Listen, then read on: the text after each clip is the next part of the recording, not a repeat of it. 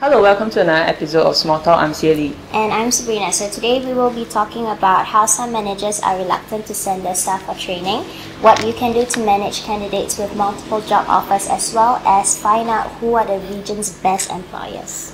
But first, as it turns out, your employees could be your greatest threat when it comes to fraud. A new report by KPMG found that employees are the most likely to commit fraud within an organization, and 17 of them are actually senior management staff. Yep, unfortunately in Singapore there has been an increase in the number of fraud cases, and the most common reasons behind fraud are actually not knowing the red tapes for fraud, weakness in IT security, as well as board overviews. So I find that it's really disappointing and disheartening that their own employees would actually commit fraud against their organization. I think it's more of the lack of education and the lack of awareness regarding fraud, when to know what are the warning signals, what are the symptoms or the signs to prevent fraud.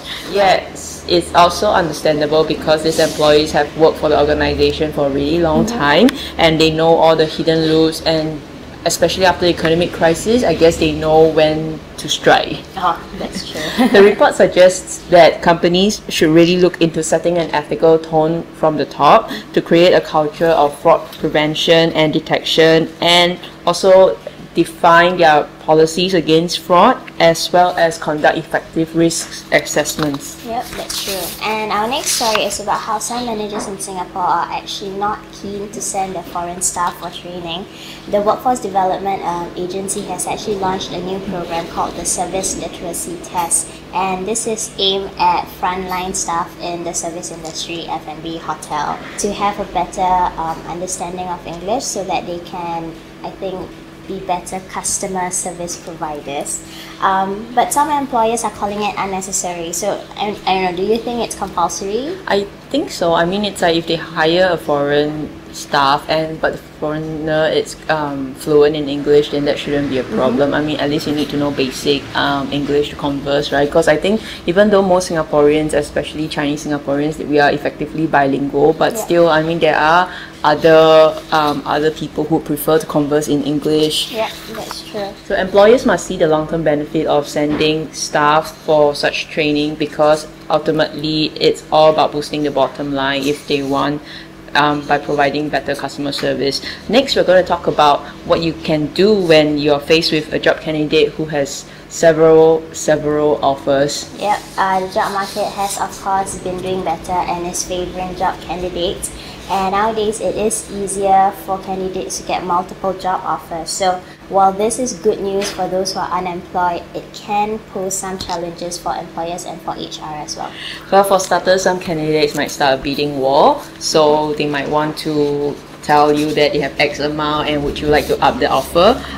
It's also troublesome for HR because there's always a risk that after all the time and effort put into identifying, selecting, assessing these candidates, and then they just up and go. Yeah. What HR can do is that you should give your candidates a grace period to ensure that they respond to your job offer with a suitable amount of time, within a suitable amount of time. Usually I think it's about 1 to 2 weeks. So after that point, it'll be safe to say that they're not interested, so you should move on. In fact, I think 2 weeks might be a bit long. Yeah, I think within 3 to 5 days. I mean, as a job candidate, I think it's only polite. Likewise for the employer, it's only polite to tell someone that if the candidate is chosen or rejected. Yeah, that's true. And companies, I think, should really look into providing non-monetary benefits instead of just trying to up the offer, because that will spoil the job market. So providing things like flexible working hours, training and development can really help convince the candidate, I think, to choose your organization instead. So before we get to our biggest story of the week, it's time to check in on this week's Bizarre HR. So, Cieli, has it ever occurred to you that wiping the buttocks of a king is the dream job? No, because I certainly wouldn't want to do that now. unless I'm very, very, very highly paid without all those non-monetary benefits.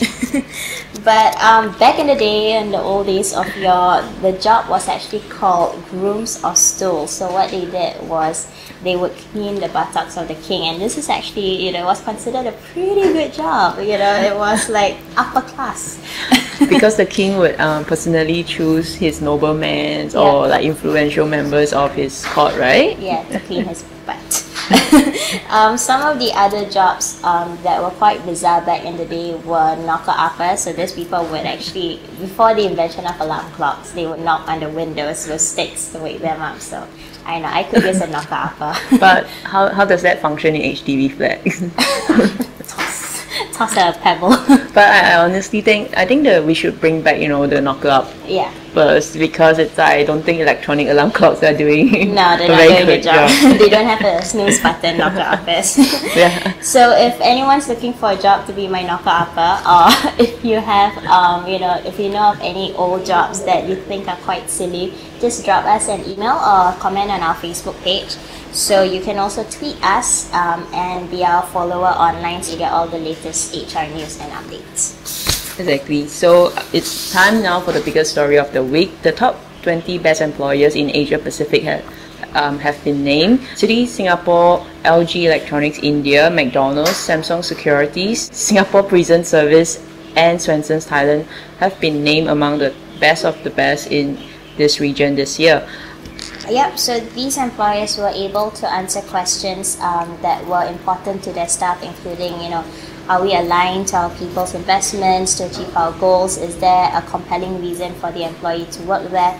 How effective are them in developing their talent? So I guess over the weekend, if you're an employer or you're a boss, you should try and see whether you are able to answer these questions for your employees and hopefully, on some scale, be a better employer. That's right. Looks like that's all the time we have this week. Thanks for watching and have a great weekend, and we'll see you soon. Bye.